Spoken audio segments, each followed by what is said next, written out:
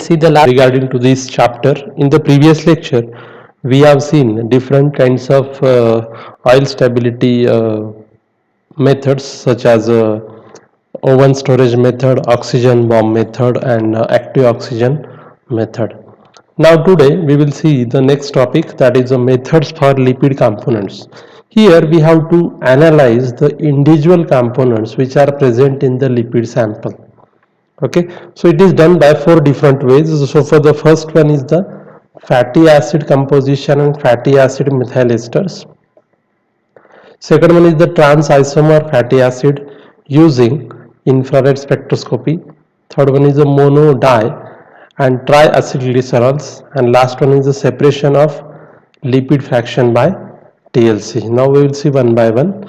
So generally first, the lipids are present in the food commodities or bulk fats and oils can be characterized by measuring the amounts of various fractions, which includes fatty acids, mono, di and triacylglycerols, phospholipids, sterols, including cholesterol and phytosterols, and lipid soluble pigments and vitamins. Another means of categorizing the lipid fraction is inherent in nutritional labeling, which involves the measurement of not only the total fat but may also contain require quantification of saturated fat, monounsaturated fat, polyunsaturated fat, and trans isomer fatty acids. So in addition, food may contain lipids that do not contribute the same calorific content as a normal lipid. For example, caprini. Many of these fractions are determined readily by evaluating the component fatty acids. From the fatty acid composition, calculations are made to determine such parameter as the total fat, saturated fat, calculated iodine value, and calculated saponification value. Again, the GC is an ideal for analysis of many lipid components. So GC can be used for determination of such total fatty acid compositions, distribution and position of the fatty acid in lipids. Sterols, studies of fat stability and oxidation, assay of heat and irradiation damage of fatty acids, and detection of various kinds of adulterants and antioxidants in the given sample. So the method which exists the detailed analysis of various lipid component is mostly the GC. By using GC we have to analyze precisely the quantity of the given components. Various kinds of components are quantitatively analyzed by using GC. When GC is combined with mass spectrometry, which is very powerful tool which is used in the identification of the compounds. Then HPLC is also useful in lipid analysis, especially when the components that are not readily volatilized, such as hydroperoxides and triacylglycerols. So generally, what is the basic difference between GC and HPLC? So whenever we have performing the GC, so the substance or the sample should be volatilized. While if the samples are not non-volatile, at that time we can go through the HPLC. Then TLC. So the thin layer chromatography has been used extensively in the past by various lipid chemists, partly due to very low cost of analysis. So the TLC is still useful when there are various quantitative methods such as GC and HPLC are not work. At that time, TLC is mostly used. Now we will go through the various methods. So first one is the fatty acid composition and fatty acid methyl esters.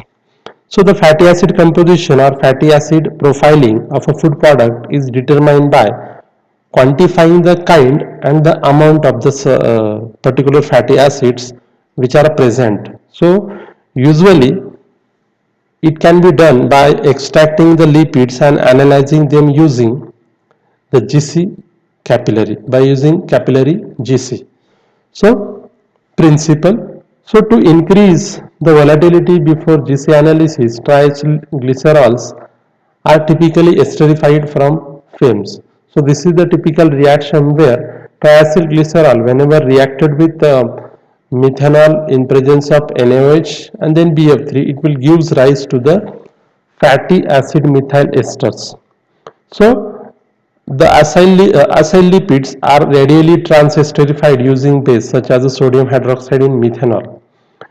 Sodium hydroxide produced by this combination will create fatty acid methyl esters from acyl lipids radially, but will not react with free fatty acid.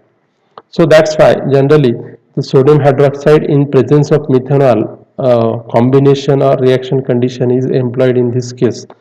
While if acidic reagents such as a methanolic HCl or BF3, methanolic HCl in BF3 whenever we have used, it reacts rapidly with free fatty acid and it is more slowly react with the acyl lipid. That's why generally the base hydrolysis is generally basic conditions are generally employed during that transesterification.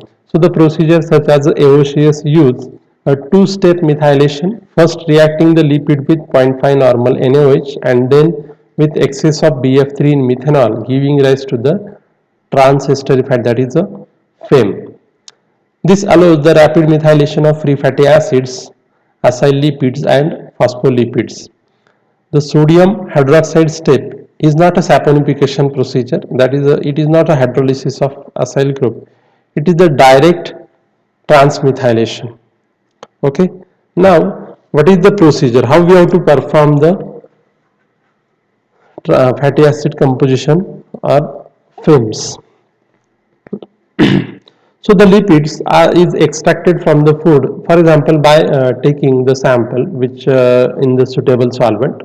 Then we have to homogenize given sample in proper solvent such as hexane IPA, that is isopropanol, in 3:2 proportion, and then evaporating the solvent we can get a extract which contains the our lipids.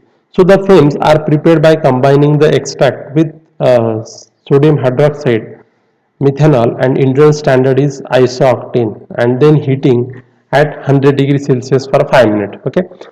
Then the sample is cooled and then excess of BF3 methanol is added with further heating of 30 minutes at 100 degrees Celsius.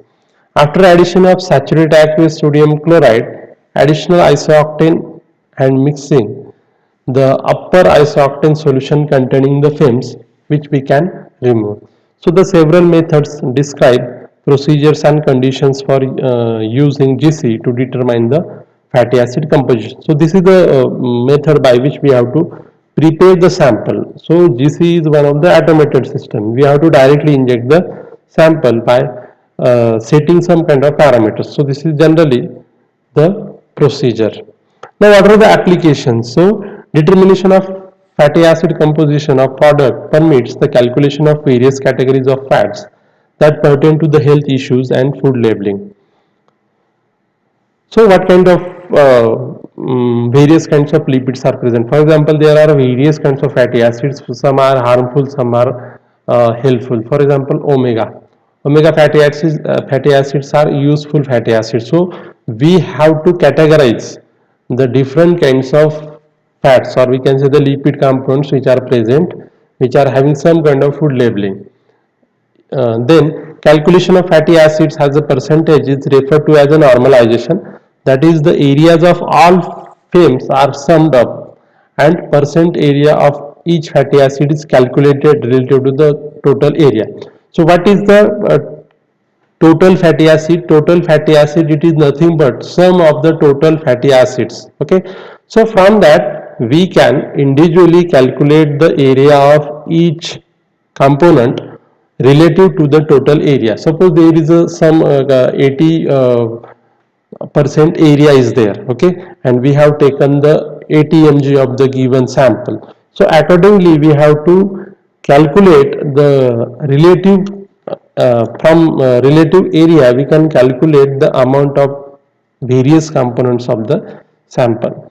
So this is the reasonable procedure because with the flame ionization detector, the weight of fatty acid in a mixture which is closely parallel to the area on the chromatogram. Okay, so that area and the composition concentration, it is closely related. That's why this is the method which is widely used.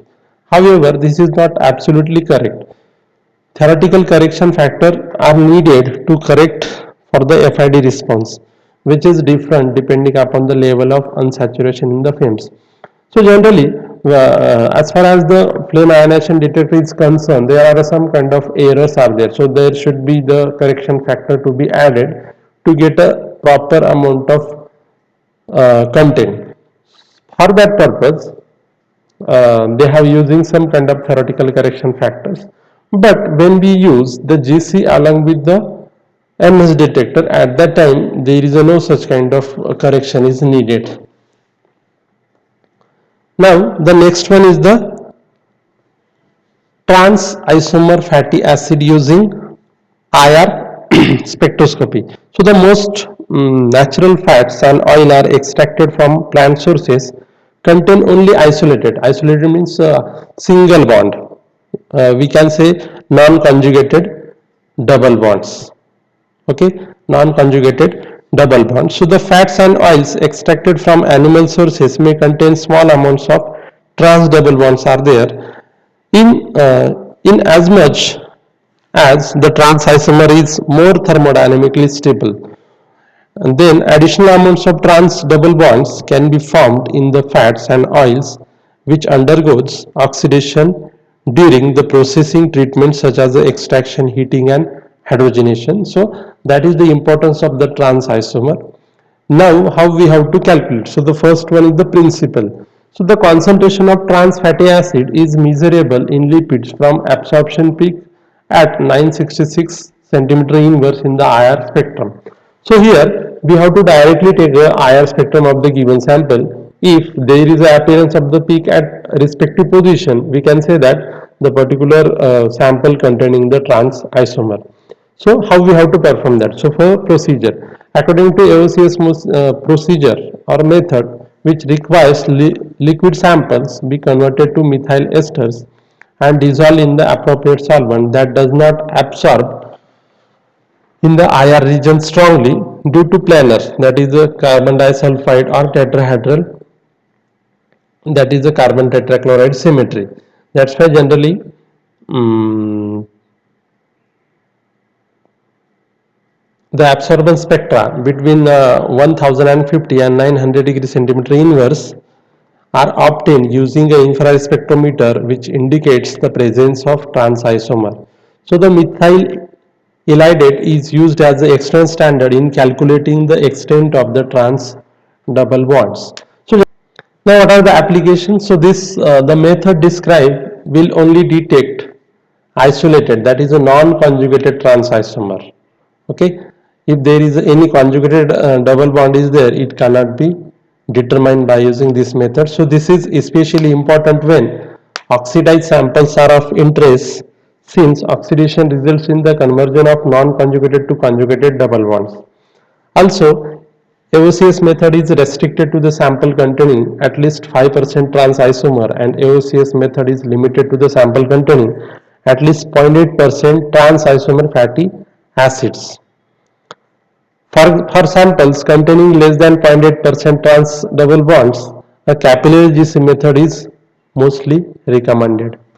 Now the next one is the mono-di and triacyl glycerol. So the mono-di and triacyl glycerols are determined using various techniques. Older methods use titrimetric approaches, whereas newer methods use chromatographic techniques such as the HPLC and GC. Short non-polar columns and very high temperature are needed for the analysis of intact triacyl glycerols by using GC. Now, then cholesterol and phytosterol. So many methods exist for the quantification of cholesterol and phytosterol in the various matrices. So the consulting research literature will give an indication of current practices and methods that may be less laborious or adapted for use with specific kind of foodstuffs. Now, what is the principle? The lipid extracted from the food is saponified. The saponification process is hydrolysis with acyl lipids being converted into water-soluble free fatty acid salts.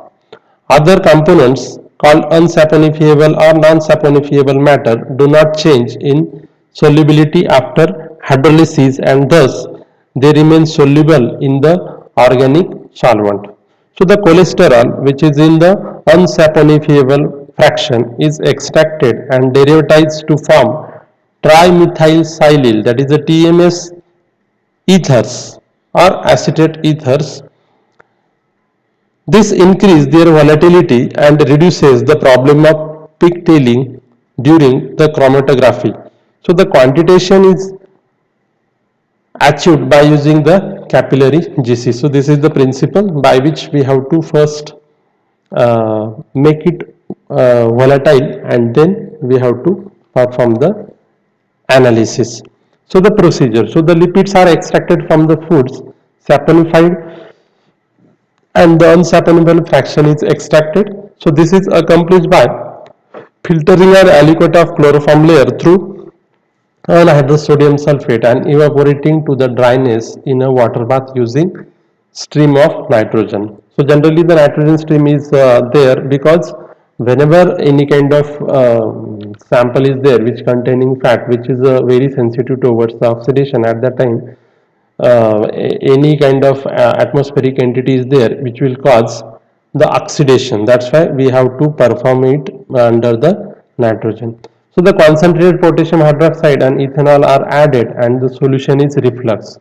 So the aliquots of benzene and one normal potassium hydroxide are added and then we have to shake. The aqueous layer is removed and the process is repeated with 0.5 normal potassium hydroxide. After several washes with water, the benzene layer is dried with anhydrous sodium sulfate and aliquot is evaporated to the dryness on the rotary evaporator. Then the residue is taken up in the dimethyl formamide and the aliquot of this sample is derivatized by adding hexamethyl disilazane, that is HMDS, and trimethyl chlorosilane, that is a TMCS. Then water to react with the inactivate excess reagent and internal standard in the heptane are added. Then the solution is centrifuged.